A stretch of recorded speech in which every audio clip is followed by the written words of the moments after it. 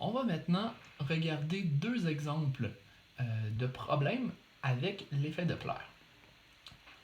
Ici, j'ai l'énoncé d'indiquer. C'est bon.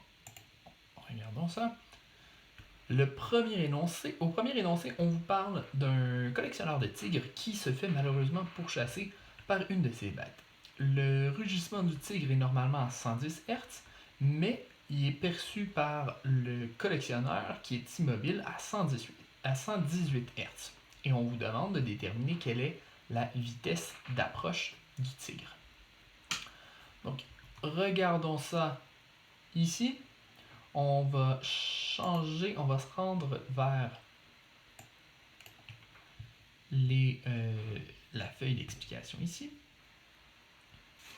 Donc ici, on va vouloir commencer par se faire un schéma de la situation. Ce qu'on a, c'est notre collectionneur de tigres qui est ici. Et on a notre tigre qui est ici, qui va être notre source sonore. Donc ça ici, c'est notre source. Ça ici, c'est notre observateur. Je vais avoir besoin d'indiquer le reste des informations. Ici, je sais que la fréquence émise par le tigre, c'est 110 Hz. Et la fréquence perçue par mon observateur, que je vais noter ici, d'un ouvrage à l'autre, ça peut changer. Ici, je vais l'appeler F'. Et F' va être égal à 118 Hz. Je sais également que mon observateur est immobile, donc sa vitesse par rapport à l'air va être de 0. On ne nous a pas donné d'indication particulière à l'effet qu'il y aurait du vent ou quoi que ce soit, donc on va considérer que l'air est immobile par rapport au sol et donc la vitesse est tout simplement de 0. Mais je sais que mon tigre va s'approcher. Et ça fonctionne bel et bien avec mon problème parce qu'ici on me dit que la fréquence émise est de 110 Hz et que la fréquence perçue est de 118. Donc comme c'est causé par un mouvement de la source, ce qu'on va avoir c'est une différence dans la longueur d'onde qui est émise. Et j'aurai donc... excusez-moi, je viens vous rejoindre ici. Donc ici, j'aurai normalement, pour une source qui est immobile, des fronts d'onde de même distance tout autour. Si jamais ma source se déplaçait vers l'arrière, j'aurais une compression de mes fronts d'onde vers l'arrière, une distanciation vers l'avant et une distanciation vers l'arrière. Et ici, ce que j'observe, en fait, c'est l'inverse. C'est que j'ai une fréquence plus élevée à l'avant. Plus élevée vers l'avant que vers l'arrière. Okay, on dit comme ça. Je sais que je suis dans cette situation-ci et ça correspond à une source qui bouge vers l'avant. Maintenant, on va aller directement dans nos équations. On sait que notre équation pour la fréquence perçue, c'est la vitesse du son, plus ou moins la vitesse de l'observateur, sur la vitesse du son, plus ou moins la vitesse de la source, fois ma fréquence de départ.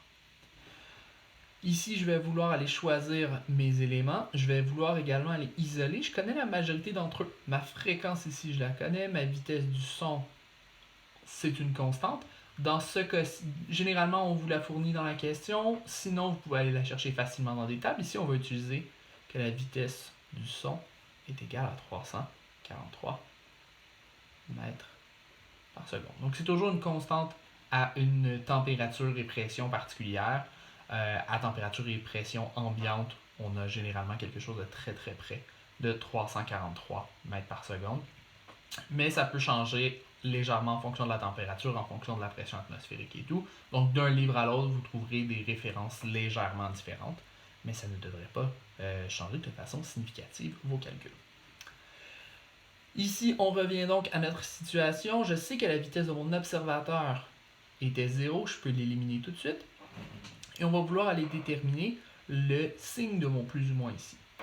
Comme mon tigre s'approche et que la fréquence augmente, je veux ajuster ici mon signe pour que ce soit cohérent avec mon problème. Donc, je veux que ma fréquence f' soit plus grande que f pour que la vitesse de ma source ici vienne faire augmenter la fréquence perçue. Il faut que le résultat du dénominateur ici soit plus petit. Donc, je vais avoir un moins. Je vais avoir ma vitesse sur quelque chose de plus petit que ma vitesse, qui va me donner au total une constante ici qui va être plus grande que 1. Donc, j'ai ma vitesse sur ma vitesse. Ici, V, c'est toujours la vitesse du son. V moins la vitesse de la source fois F égale à F'. On va maintenant venir isoler V moins Vs là-dedans.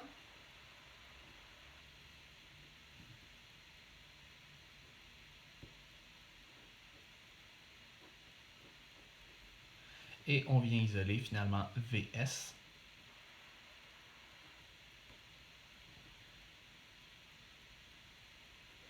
Qui est V moins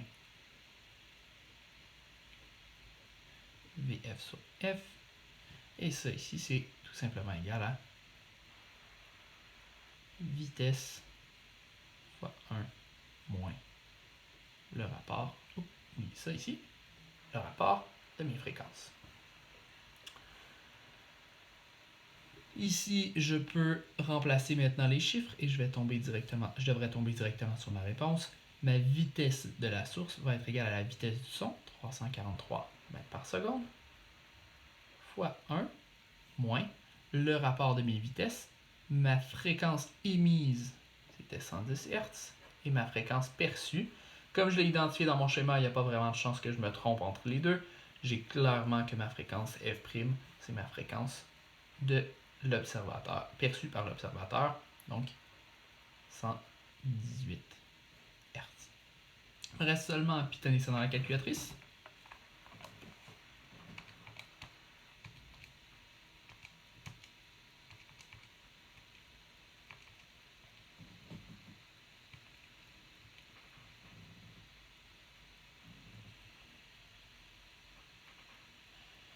Et je trouve ici une vitesse de 23,25 mètres par seconde. On revient à notre question de départ. On irait relire l'énoncé avant d'écrire notre réponse. Le tigre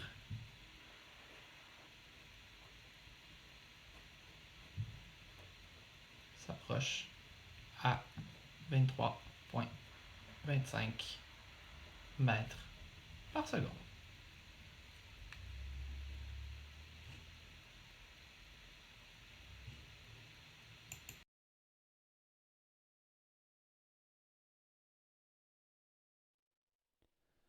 Le deuxième exemple d'exercice que je veux qu'on regarde ensemble, c'est un exercice où les deux objets vont être en déplacement en même temps.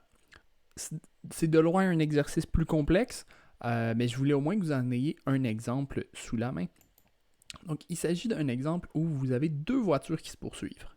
La première voiture, qui est ici, essaie de rattraper la deuxième voiture. Et ce qu'on essaie de faire, c'est qu'on essaie de déterminer quels sont les paramètres pour un sonore qu'on va mettre dans la voiture. Donc, il y a un sonore qui envoie un signal, donc de la voiture de police, à une certaine fréquence. Et on a déjà de l'effet Doppler qui va avoir lieu jusqu'à ce que le signal arrive sur la deuxième voiture. Et ce signal-là va être réfléchi vers la première voiture. Donc, on veut savoir quel est le critère qu'on doit mettre sur les fréquences reçues d'après lesquelles on devrait considérer que la voiture est en infraction, à quelle vitesse, à quel moment est-ce que on va savoir que la voiture est au-delà de 100 km/h.